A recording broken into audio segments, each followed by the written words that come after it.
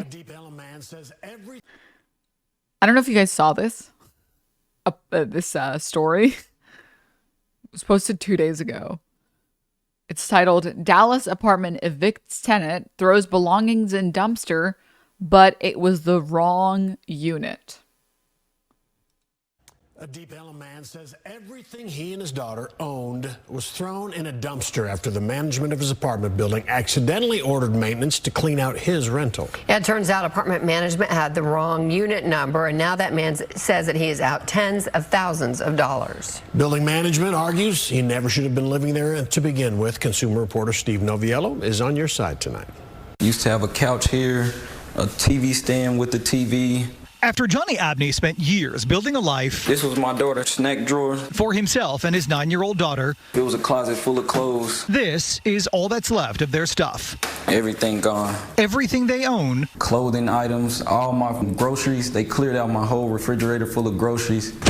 Is gone. Well, we had a shower curtain here. Not stolen, thrown in the dumpster by order of the management at the Hamilton, the high-end mid-rise apartment building where Johnny and his daughter lived in the Deep Ellum neighborhood of Dallas. They came to my door and cleaned everything out, from my daughter's clothes to my clothes to everything, from a toothbrush, bathing items. Like, they pretty much left me with nothing. It's all in this police report Johnny filed when he returned home from work in late July to find his apartment door unlocked and the contents cleared out. According to the report's narrative, a leasing agent on site said there was a misunderstanding and maintenance accidentally cleared out Abney's unit instead of the unit next door where a tenant was being evicted. This your stuff? All of Johnny's belongings had been thrown in the dumpster hours earlier and had been picked over by the other residents.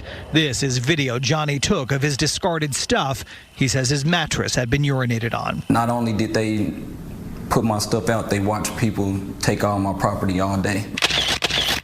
Property management offered to get what they could from the trash and return it to Johnny's unit. Johnny said they even had that stained mattress professionally cleaned, but most of his and his daughter's stuff was gone for good. This door is completely gone, and this one, they just completely just broke it. Much of what did make it back from the dumpster, he showed us, was damaged. They told me that it was a mistake. They apologized the first night. They were overly apologetic, like, let us know anything missing. But that quickly took a turn. Even though it was... Okay, I'm sorry. I know that there's a lot in this story, but how the fuck do you have the audacity to fuck up that bad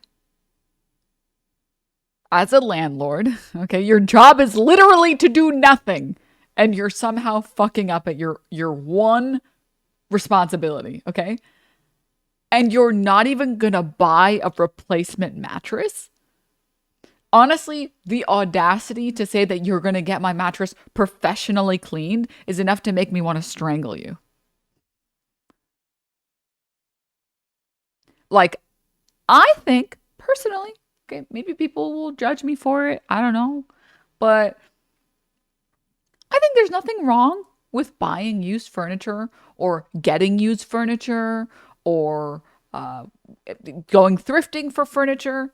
But I'm talking like cabinetry, tables, drawers, things like that. You know what I mean? Like things that you can take a Clorox wipe and wipe it all completely down. Because, you know, buying new furniture is bad for, you know, the environment or whatever, and it's usually more expensive, and there are some really good quality like pieces of furniture that you can find at like thrift stores. I would like to think I've seen some really good high quality tables and chairs, like wooden chairs at like various thrift stores that I've been to, and I'm like, I kind of want to get this. If I had a place to put this cabinet, I would get it. It's really nice. A fucking mattress? You will never, ever see me take a mattress that was sitting outside for any period of time and putting it in my fucking home. No. No. I'm sorry. No. One of my friends found all her furniture off the curb or like on Facebook groups for trades and shit like that. Yeah, honestly, there are a lot of, if you live in the suburbs, maybe this doesn't happen as frequently, but I remember where I lived in New York, there were really like lots of people that would take out furniture that was fine. Like the furniture was brand new. Like it was a couch that was in like basically perfect condition, and it would have like a little sign on it that's like free table. Or many instances, I think I picked up one of these things. It was like I think it was a monitor or like a smaller TV, and like the TV had a little note that said like free TV still works. Yeah, I'm like, yeah, that's fine. Yeah, that's totally fine. You can just wipe it down, Clorox that bitch, and you're good to go, right? A used couch, a used mattress. No, no, never. Okay. Me and my flatmate did most of our furniture in that way in Amsterdam. Yeah. And also, I'm in favor of always trying my best to destigmatize things that poor people rely on, right? Like, I know that there's kind of a gentrifying problem with like thrifting clothes, but I prefer that over being embarrassed to go thrifting because it's the only thing that you can afford, you know? I would rather it be this like gentrified white people hobby that no one will judge you for going thrifting than back when it used to be like 2 decades ago where it's like, you're thrifting? Oh, you must be really poor, huh?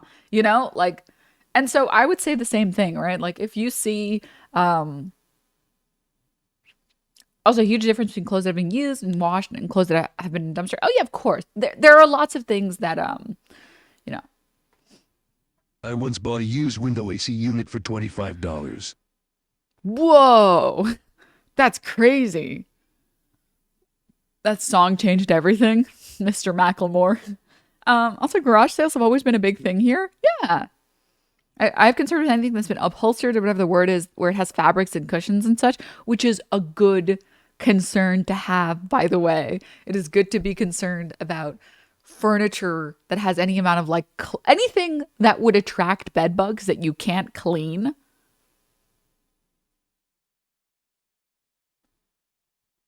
Yeah. Except that when you gentrify things, it ends up making it more expensive and poor people get priced out. In my experience, that's not been the case, that it actually has played out in reality. There are more gentrified thrift shops, right? But there are still like the not gentrified thrift shops. So I'm sure a lot of people have seen like pop-ups of like used clothes that are like vintage stores or whatever. Like they're like flea market type stores, right? Like Crossroads and Buffalo Exchange. Yeah. And I go to those places and the clothes are a little bit more expensive. Yeah. But if you've been into a Goodwill in the past 5 years, it's still the same prices that it's been for forever. Like Goodwill is still going to have $1 shirts, $3 pants. Like and it's because like the gentrifying like white people don't want to go to Goodwills because they're kind of like dusty or whatever, you know what I mean? Secondhand clothes stores are a ripoff worse than like trading in games at GameStop. Oh yeah, no. Oh yeah. Goodwill prices are out of control. Okay, maybe just the Goodwills that I go to are fine. I don't know. It's much more than that, but maybe that's inflation. I've been to a lot. I've gotten like $10 coats at like Goodwills before that have like lasted me a long period of time, you know? I feel like you kind of got to look for it. I don't know. So, also Goodwill prices probably depend on the area. Yeah. Goodwill has not changed. In my experience, Goodwill hasn't changed. In my experience, it's the same as it's always been. Goodwill in Portland was like $10 for a coffee mug. Okay, that's crazy. That's insane. That's crazy.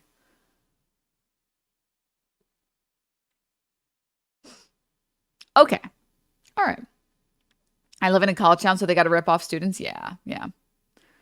You're probably seeing like Walmart clothes on the Goodwill racks. Stuff they sell for way more is like name brand. No. I honestly have like a policy where I just like don't buy anything from like certain brands. Like if I go to a Goodwill and there's like any H&M clothing, I don't even bother because I know that it's not going to last and it's like shitty material and it's shitty quality. That's like it costs nothing to manufacture. The material is shit. And I bought like pretty nice articles of clothing and sweaters and pants and jackets that have lasted many years, but maybe I'm just giga lucky and you guys don't live anywhere near Goodwills that are recently priced. So Agent of Stuff is recognizable too. I feel like it'll be a little bit judged. No, it's just I refuse to buy. If I feel like the entire purpose of thrifting is to get decent quality stuff for a significantly lower price. I don't go to a thrift store to get fast fashion clothes I can get on Shein for basically the same price. I go to thrift stores because I want to get clothes that actually will last. You know what I mean? I will still buy fast fashion, but thrifting is fine. There's still a lot of good stores that are affordable with a lot of options. I think chatters are overstating the issue a little. I think also there are people in here who don't remember what it was like to be poor in the early 2000s, like before the housing crisis bubble. Going into Goodwill was like embarrassing. Like you would get made fun of for that. Like it was not like it was not cool. I remember what that was like, you know? And I'm glad that it's not here anymore. It happened to me a lot. Yeah. My mom used to be weird about shopping in thrift stores even though we were poor. Yeah, and it's like it's because there's a lot of there used to be a lot of social stigma. So, anywho. Okay, all right. I got made fun of because my laundry smelled like we couldn't afford laundry. It's so fucked. When I was little, I would go to Goodwill with my dad and none of my friends knew what that was. I remember.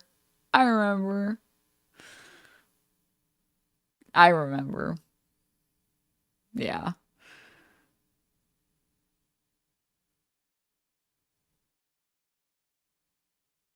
Nothing like economic erosion of wealth to rebrand Goodwill. Yeah. Oh, God. Okay. Sorry. We got on a sunlock a little bit, unintentional sunlock, but this is insane to me. This guy better sue the fuck out of this piece of shit fucking landlord. This is insane to me. It's your stuff. It's her apartment. It's under her name. The contract is in her name and her name solely. This is video Johnny recorded of a conversation he had with one of the leasing agents who was quick to point out the apartment in which he and his daughter lived was leased by his ex-girlfriend who had since moved out of state. Johnny was subletting without permission, and even though these receipts provided to us by an attorney for the Hamilton show that Johnny paid the near $3,000 in rent each month, any direct discussion about making him whole was off the table. We are binded by law. We cannot discuss anything with anybody that is not her. According to this lawsuit Johnny has now filed against the property management company, they gave him 24 hours to fill out his own rental application or face eviction. I've already lost property. Now you're trying to kick me off the property at short notice with no resolve. Here's the eviction notice. It was posted on his door the next day. Rent was paid in full. There was no reason to go into his apartment. There was no reason to throw anything away. Jason Friedman is Johnny's attorney. He says the issue of who was on the lease is irrelevant. The apartment building, they didn't know when they threw all that stuff away whose stuff it was, whether it was the person on the lease or his. And adds Johnny chose not to fill out the application or pay the fee required. Which is a very good point, because they had no way of knowing that the person on the lease, his ex-girlfriend, didn't own that stuff. And even if he can be evicted for not being on the lease, and even if he had broken the lease that he was on, it's still fucked up and hopefully illegal. They need to follow eviction protocols. You can't just kick someone out and retroactively say that you would have evicted him anyway. Now, I don't know Texas housing law well enough. However, what I do know is that if you stay at a certain property after a certain point, you will be considered or treated as a tenant, regardless of your status on a lease, whether or not your name is on a lease. I forget the exact policy. And again, I'm not sure if this is a if this is the same in Texas. So I would have to go and look into it a little bit. But yeah, I don't know where they are specifically, but yeah, that's common. I know they collected rent from him. It's their real responsibility to reimburse him. Oh yeah, of course. Basically, from my understanding on tenant laws is that if you act like a tenant and you pay rent like a tenant and you live in the property like a tenant, you are by law a tenant. It's similar to common law marriage, that a lot of states have common law marriage. And common law marriage just basically states if you live with a basically romantic partner for a certain number of years, you guys are basically married. The law is going to basically treat you like you're married, you know?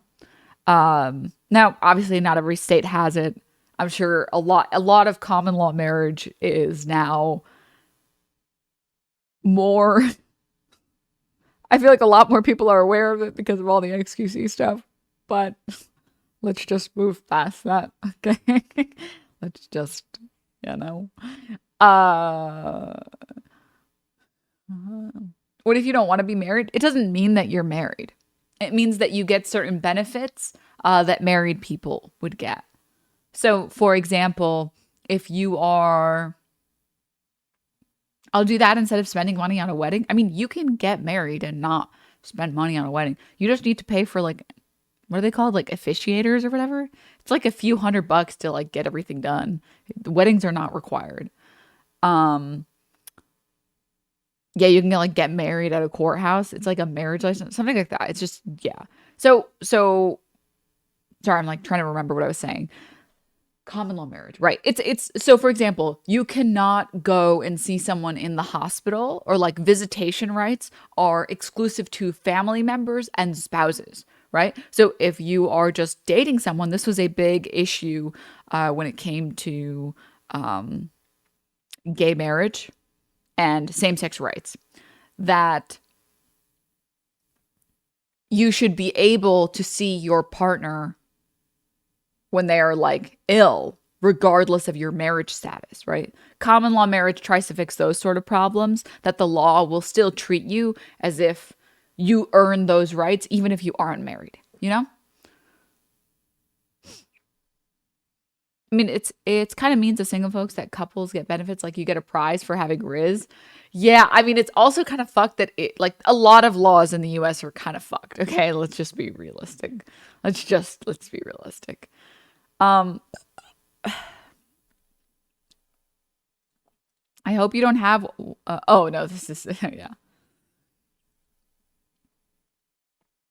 The apartment I'm in is still under my grandma's name since she was my legal guardian. According to New York State, it still falls under the rent control laws. Fucking based. It's from one parent was expected to stay home. Oregon doesn't have common law. It helps people with benefits not get kicked off due to their partner's income. Yeah, I mean, the common law marriage is a very complicated topic, okay? There's a reason people hire lawyers for this shit. And it's different state by state. And the privileges you get are going to be different state by state. But I'm just trying to make a quick comparison that there is this notion of the essence of the law more than the letter of the law. And that in an ideal world, obviously this isn't how it ends up playing out, but in an ideal world, the law should be there to help out the person who deserves the help. And the person who's in the wrong should get punished, right? That's how it should work, right? And so it's the same thing with tenants. If you behave like a tenant, you live in your unit like a tenant, you've been there for months, you pay the rent, you can talk to the leasing management and they treat you like a tenant, hey, my water heater broke. I'm going to go down to the management and say, hey, my water heater broke. And they fix it, they are treating you like a tenant. based on all of the details around this case, this is someone who is a tenant. So what the fuck do you mean you can't reimburse them for their stuff because they're technically not a tenant? That's bullshit. It's absolute bullshit. They're supposed to fix that? Yeah, no. Bad management is required for one very simple reason. He chose not to because he said, I want to resolve the situation with my property that you threw away before I decide if I'm going to stay in this building. An attorney for the Hamilton, who would not speak to us on camera but did communicate by phone and email, said on behalf of the building, even if Johnny did fill out the rental application, he would have been denied because he already violated the lease terms as an unauthorized occupant. With me losing all my property, like, that's the last thing on my mind. According to the lawsuit, the Hamilton also alleged there was counterfeit money pulled from Johnny's things. Another reason they say he would not be welcome to stay. We asked them to provide a police report, photos, or video, any evidence at all. They provided none. They left me without underwear, toothpaste, everything. Back at Johnny's, among the discarded pile of trashed school supplies. That is the most racist fucking bullshit I've ever seen in my life, dude. That's Supplies with which his daughter was supposed to start the 5th grade, we found our own. This play money, clearly marked as copy, right next to what's left.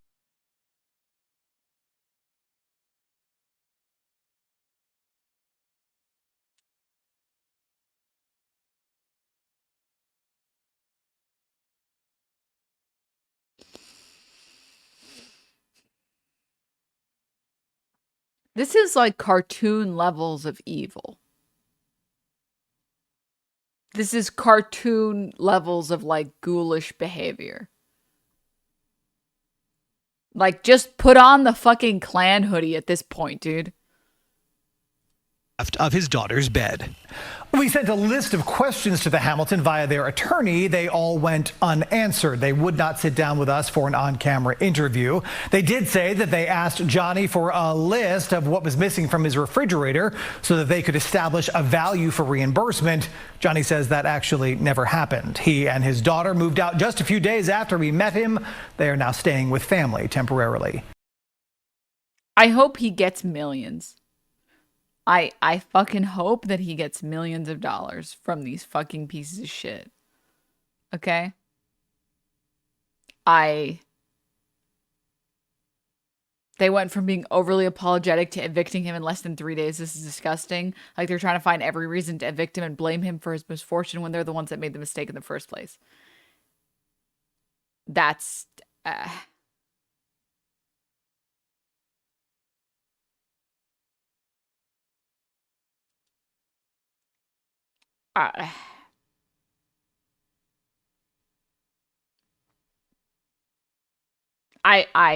don't even have words to describe my anger. I felt my blood pressure rising. That was so infuriating. Can you imagine, like, okay, I think this probably especially resonates with people who have been renting for like some number of years. Mao had the right idea about landlords. You're not wrong. Because I am trying to like think of that happening to me. And in my first ever apartment, I don't think I feel like it would have been easy to recover from because I only had my computer, my monitors and stuff, everything that went with my computer, and like a bed and some clothes. Like, I really didn't have that many things. But now that I've had time to like improve my apartment and my living circumstances and stuff, if I came back and saw that everything was gone, I don't even know what I would do. Like, I don't even know what the fuck I would do. Like, I spent hours finding some of the things that I enjoy now. Like, hours building furniture that I have. Hours, searching for like the perfect rug. You know? Like, that is, we're not even talking about the money. We're not even talking about the money, okay? Just for 2 seconds. I'm talking about the amount of time that it has taken me to find things that are irreplaceable, right? If I came back and all my stuff was gone, I'd have about 2 hours of working brain before I redacted. Yes. It would be hard for me to replace all my stuff, and I consider myself fairly privileged in my ability to make money. Yeah. And yeah, that's exactly. Like there are gifts that I've gotten from friends, like handmade gifts from friends that I literally can't replace. I would have to ask them to give me another one, make another one. You know what I mean? So there are some unique items that are literally irreplaceable. You cannot replace them. Or like the sentimental value of certain things. Can you imagine if you had like an urn in your home and then you find out it was thrown in the garbage?